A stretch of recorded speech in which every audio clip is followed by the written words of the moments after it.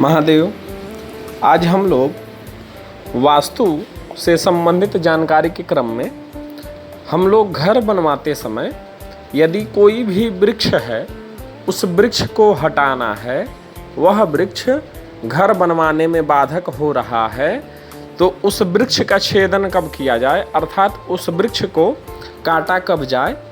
तो इस प्रकार के प्रसंग को आज हम लोग जानेंगे कि कब और किन नक्षत्रों में या किन योगों में उस वृक्ष को काटने से दोष प्राप्त नहीं होता है। तो चलिए हम लोग वास्तुशास्त्र के अनुसार इसमें दिए गए वृक्ष छेदन मुहूर्त के बारे में जानते हैं और किस पक्ष में काटना चाहिए ये भी हम जानेंगे।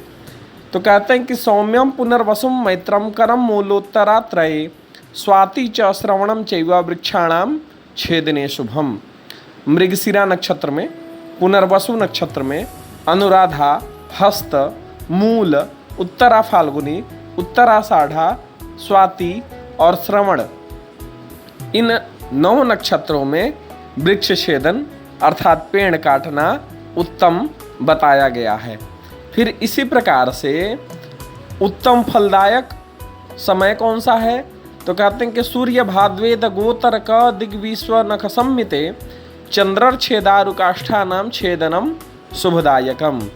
सूर्य के नक्षत्र से चौथे नक्षत्र में, 9वें नक्षत्र में, 6वें नक्षत्र में, 10वें नक्षत्र में और 13वें नक्षत्र में और 20वें नक्षत्र में, इन सभी नक्षत्रों में अर्थात सूर्य जिस राशि में स्थित है, सूर्य जिस नक्षत्र में स्थित है, इसका ध्यान करके हम लोग जब इस संख्या को हम लोग देखेंगे तो पीछे मोर चिंतामणि में रवि योग के संदर्भ में यह श्लोक आया है कि सूर्य भाद्वेद गोतर्क दिग्विश्व नग सम्मिते चंद्रच्छे रवि योगासुर दोष संग विनाशकाः।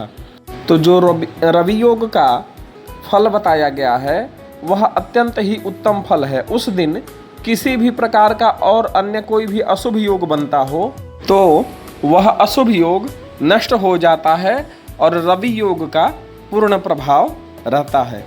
फिर आगे पक्ष की चर्चा करते हैं कि किस पक्ष में पेड़ काटें घर बनवाने हेतु। तो कृष्ण पक्षे चतुर्दश्याम रेवती रोहिणी युते यदा तदा गुरौ लग्ने गृहार्थम तो हरित द्रुमान। कृष्ण पक्ष में चतुर्दशी को यदि रेवती या रोहिणी नक्षत्र हो और लग्न में बृहस्पति बैठे हों तो मकान के निमित्त पेड़ काटना अत्यंत ही उत्तम माना गया है। अब जिस किसी भी कृष्ण पक्ष में यदि पेड़ काटना हो तो उस समय हम ध्यान रखें कि चतुर्दशी तिथि को रेवती नक्षत्र है या रोहिणी नक्षत्र है या नहीं है।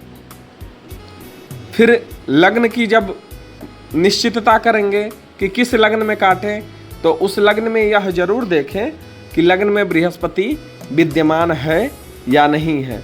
यदि इस प्रकार की स्थिति वहाँ पे बन रही है तो उस दिन उस लग्न में पेड़ काटना अत्यंत ही उत्तम होगा।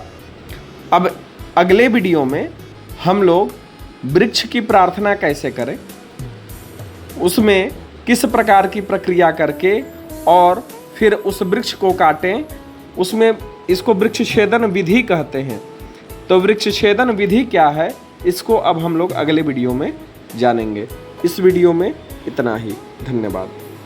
अन्य ज्योतिष, वास्तु, मुहूर्त इत्यादि संबंधित सभी प्रकार की जानकारी के लिए हमारे चैनल को सब्सक्राइब अवश्य करें, जिससे आपको समय समय पर सभी प्रकार की जानकारी प्राप्त होती रहे।